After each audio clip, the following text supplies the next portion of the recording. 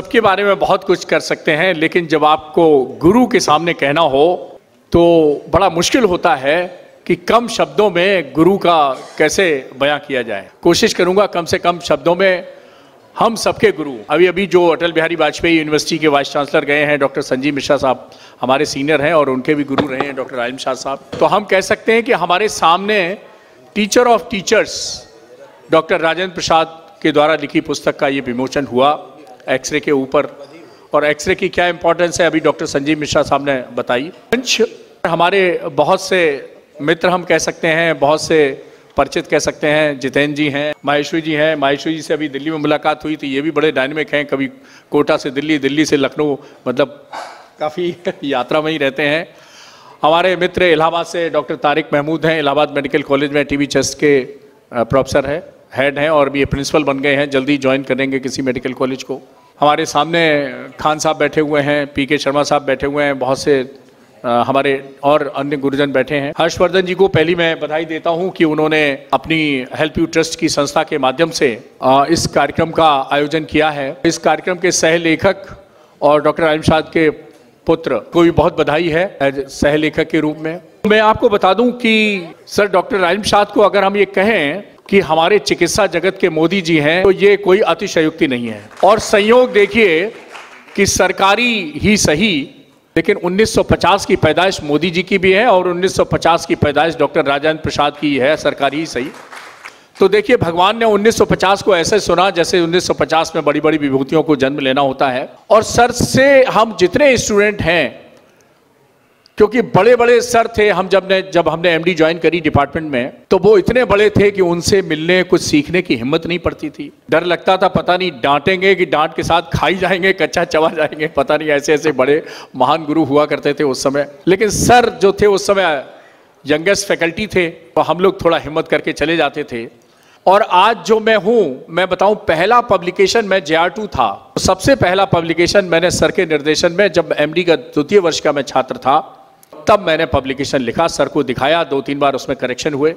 उसके बाद मैं पास होकर एमडी भी हो गया, तो फिर सर ने कहा केस रिपोर्ट लिखो, फिर ये लिखो। कैसे कैसे मेडिकल में रिसर्च आगे बढ़ना है, ये गुरुजी से हमने छोटी छोटी बारीकियां सीखी। अब आप सोचिए कि 74 प्लस में आप सोचिए, क्या आप बता सकते हैं कि डॉक्टर राजेंद्र प्रसाद के पहले किसने लिखा 74 साल की उम्र में ग्रंथ, कोई किताब? आप उनसे भी आज तुलना कर लीजिए। मेरे मन में अभी विचार आया कि 74 साल में और कौन सी शख्सियत हुई है जिसने एक बहुत ऐतिहासिक रचना की है?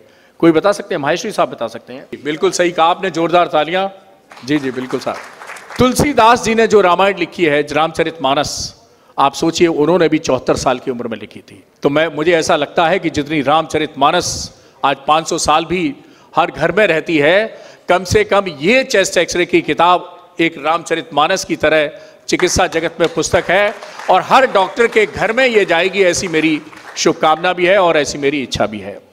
डॉक्टर राजेंद्र प्रसाद के बारे में मेरे पास मैं कह सकता हूं कि पिछले 34 साल का अनुभव है।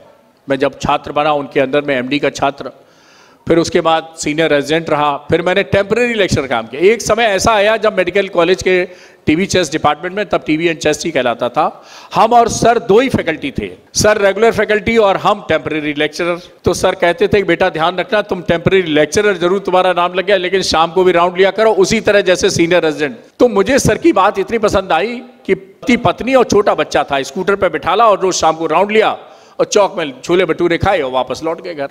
तो और सबसे पहले उसमें चीज और मिली, कहते हैं ना कि अपॉर्चुनिटी एडवर्सिटी में ही मिलती है। तो हम 2 ही टीचर थे, एक परमानेंट और एक टेम्परेरी।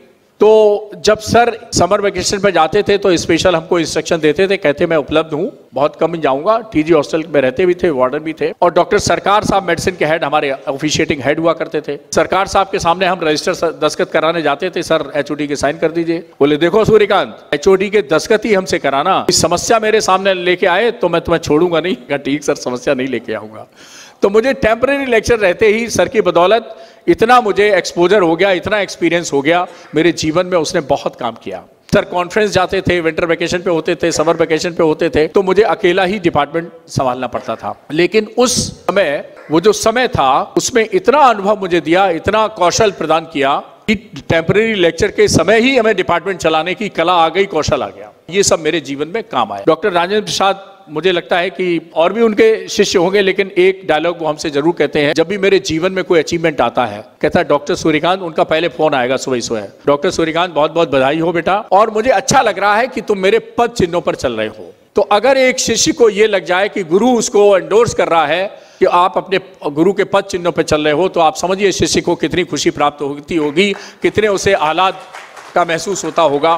गुरु ऐसा कहता है, और कई मंचों पर सर ने कहा है कि डॉक्टर सूर्यकांत हमारे ब्राइट स्टूडेंट हैं, स्टार स्टूडेंट हैं। तो अच्छा लगता है, जितना अच्छा गुरु को लगता है अपना शिष्य आगे बढ़ने में, उतना ही अच्छा शिष्य को लगता है कि दुनिया तारीफ करे, अगर गुरु तारीफ करे तो एक विशेष महत्व रखता है उसके जीवन में। तो गुरु जी स्वस्थ रहें, प्रसन्न रहें, दीर्घायु हों, और ऐसे ही हम सबको पुस्तकें नई नई लिख के बढ़ाते चले। एक्सरे की किताब के संबंध में एक छोटी चीज में एमबीबीएस डॉक्टर्स को जो पढ़ाता हूं उनसे पूछता हूं, एक्सरे की इंपॉर्टेंस क्या है। मेरा अपना एक स्टाइल है, सर का तो बहुत स्टाइल है, मेरे भी छोटा स्टाइल है। एक्सरे का मतलब क्या होता है, तो मैं बच्चों को कहता हूं, देखो भाई, x-ray is nothing but photograph of the lungs. और फोटो की कितनी इंपॉर्टेंस होती है, तो फोटोग्राफ की इतनी इंपॉर्टेंस होती है। तब मैं एमबीबीएस के बच्चों से पूछता हूं कि बताओ, आप में से कोई ऐसा है कि आपकी शादी का प्रस्ताव आए, बिना लड़की का फोटो देखे आप आगे बढ़ जाएंगे? कोई है ऐसा? हाथ उठाओ। तो कोई हाथ नहीं उठाता। They are very smart. जब आप शादी के लिए सबसे पहली आपको जरूरत लड़की का फोटो है, तो लंग की बीमारी पकड़ने के लिए सबसे पहले लंग का फोटो चाहिए, और वो एक्सरे ही होता है।